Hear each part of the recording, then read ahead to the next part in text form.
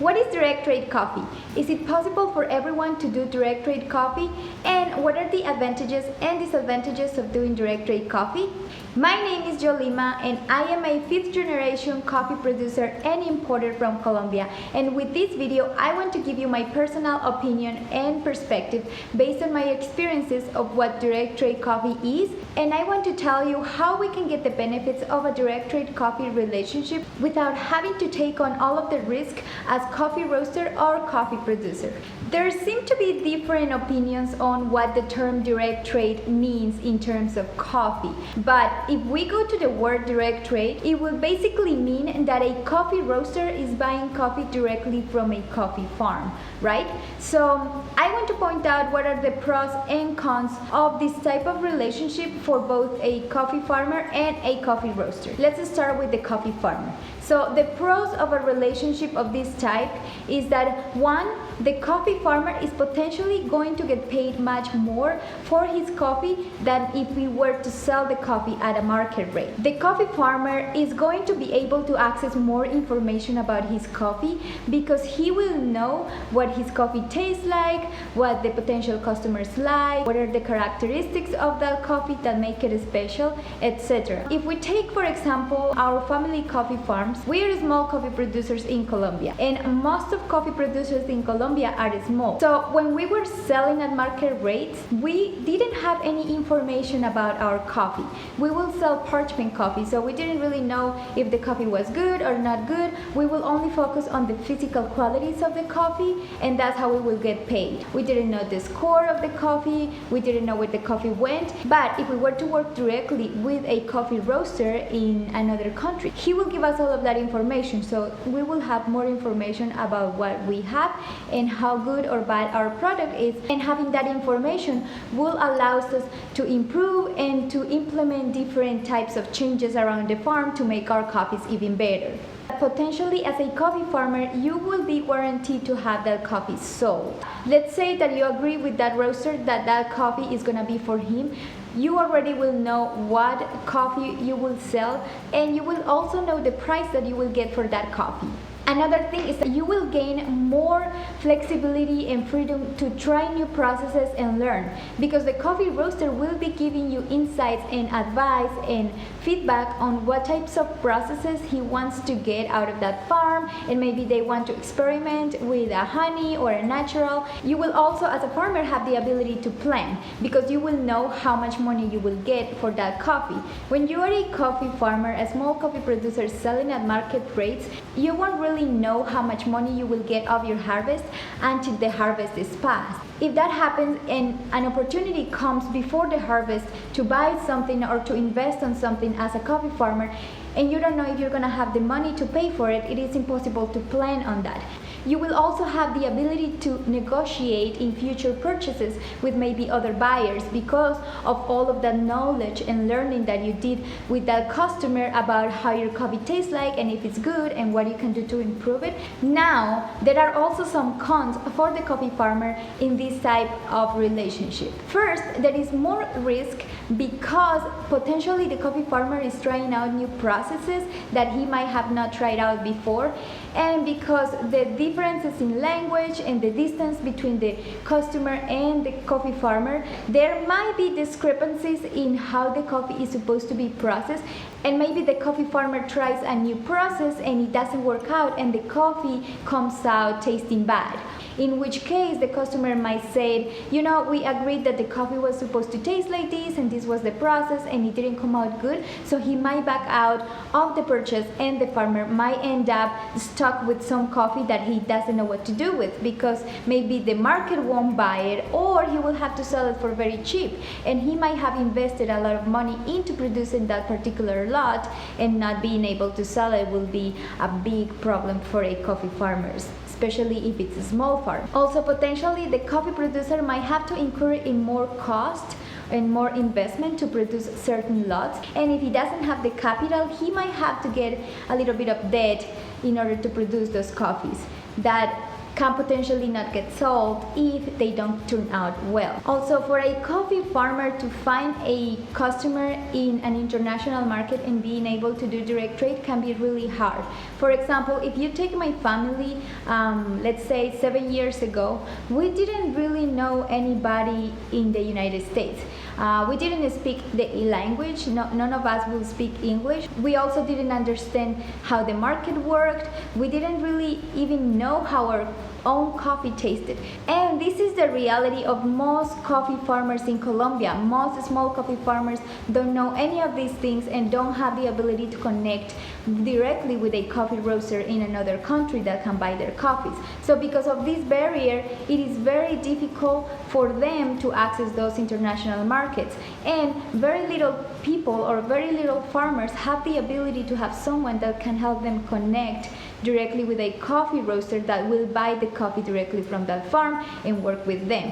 In addition to that, many farms are located in remote places, very difficult to access. So if a coffee roaster were to go from the United States, let's say to Colombia, to find a coffee farmer to work with, there is really very little chance that they will find us. For example, we are in a town close to a city called Medellin that is not very well known, and we are in a village kind of far away from the town. So nobody goes there. Not even the people from the city will go there to visit in regular basis because it's not a touristy or known place, even though we have great coffee. So nobody will be able to find us. We will have to be the ones that find the coffee roasters.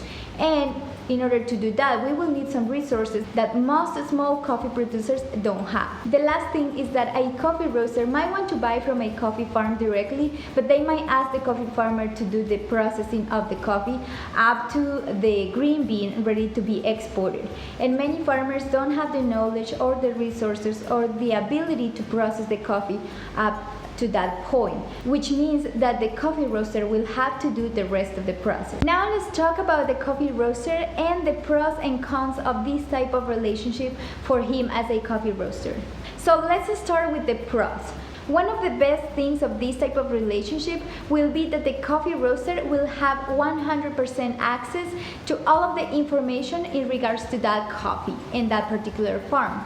And that will be first-hand information because he will be working directly with the coffee farmer. So he will know firsthand how is the coffee processed, who processed it, what is the income that the farm is getting. The coffee roaster will also have the ability to ask for exclusive lots from that farm, and they can even decide to buy the whole harvest of a specific farm, which will give them a competitive advantage because they will have a coffee that nobody else has.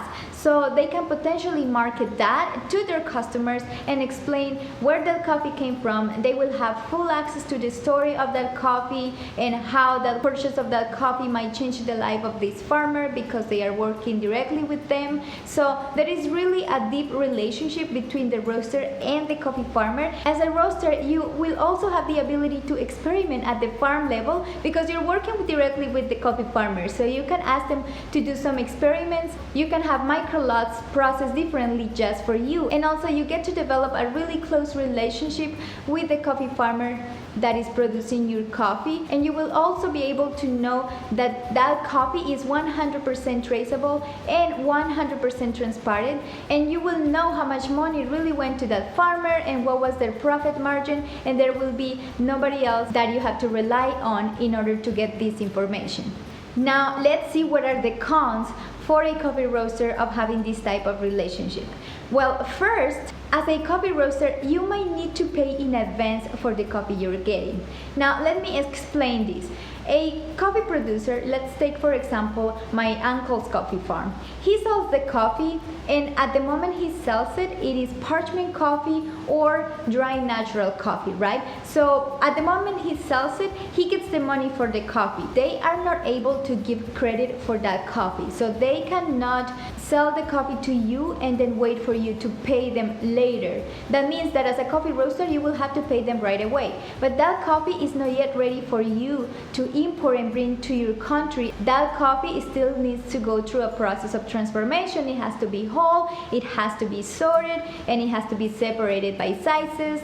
It needs to be packed, exported, imported, and finally it will get to your coffee roastery. So it will be a few weeks before you get that coffee. That means that you technically will be paying for that coffee in advance. And many coffee roasters, especially if they are small coffee roasters, they want to do direct trade, but they don't really have the ability to pay in advance for that coffee. Also, what if you pay for that coffee in advance and then the process doesn't work out? You will end up with a coffee that is potentially not good or bad quality. You might have to take care of the whole process after the coffee is sold to you as parchment or dry natural coffee. It might also be hard to find the coffee farms that you want to work with because they are located in other countries, because of the language barrier. There might be discrepancies on the coffees that you're asking for and the coffees that you're getting, because you might want them to try a natural coffee, for example, but they have never done a natural before, and you can kind of give them the instructions on how to do it, but if you're not monitoring or if there is no time for a small experiment and trial error type of thing, then you might end up with a bad coffee and you might decide not to buy it after they have already processed it. And that means that at the end you will be doing a big disservice to that coffee farmer that you wanted to help, because at the end the coffee did not turn out good and you were not able to buy it. Now, as you can see, there are many advantages but also some disadvantages for both the coffee farmer and the coffee roaster when having a 100% direct trade relationship, meaning that the coffee roaster is directly working with the coffee farmer and buying his coffee from the farm. I'm not saying that this is not possible. I know a few coffee roasters that are able to do this, but they don't have the language barrier, or they can directly communicate with the farmer in an effective way and they are able to pull it off. Also, they might be able to travel there and visit the coffee farmers and work directly with them and try out experiments, etc. But for many coffee roasters and many coffee farmers, this is really not an option if we are realistic. Many coffee roasters cannot really travel to origin to meet with farmers and accompany them through the process so that they can process the coffees they want. However, I am not saying that it is not possible for the coffee producers and the coffee roasters to get all of the benefits of a direct trade relationship just because they are not directly working together. And I am going to explain what I mean by that. Let's take, for example, my particular case.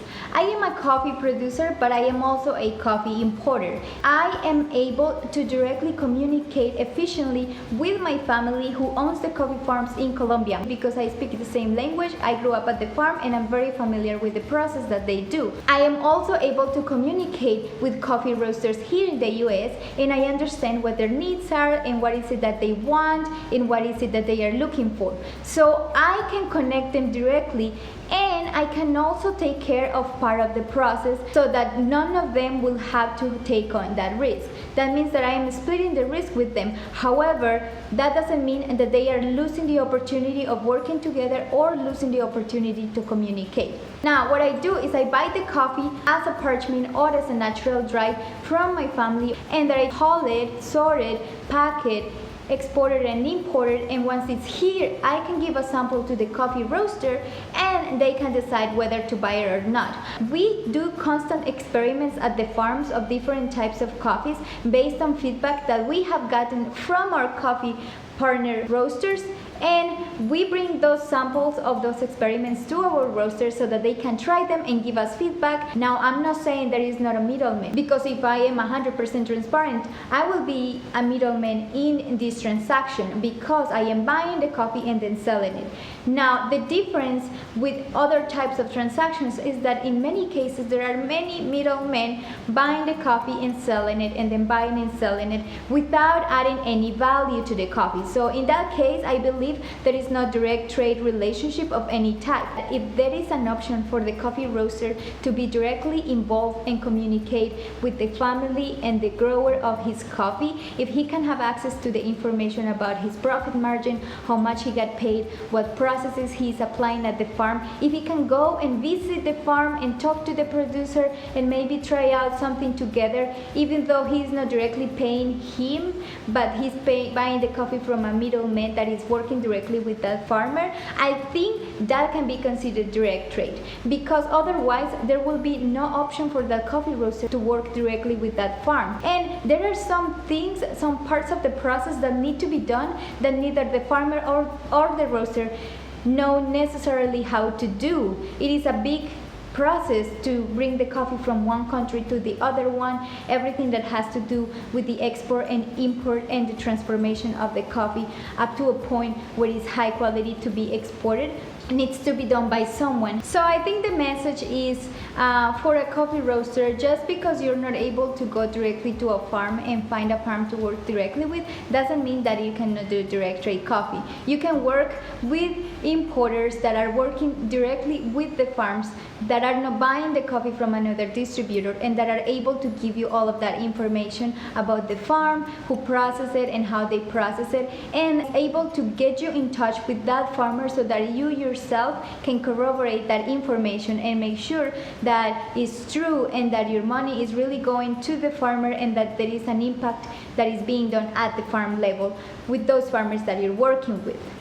I know there is a lot of controversy about direct trade in the industry, and there are many people that are really doing a great job at doing direct trade coffee and guarantee the benefit for both the roaster and the farmer and making sure that there is a transparent relationship there. Many times we might be saying we are doing direct trade, but there isn't really a possibility to trace those coffees or to trace the prices that were paid to that farmer or to access very crucial information. And then is when we have to wonder, is it really direct trade? If you have any comments or suggestions for future videos, please let me know in the comments below, as well as any questions that you might have. I would love to discuss further on this topic.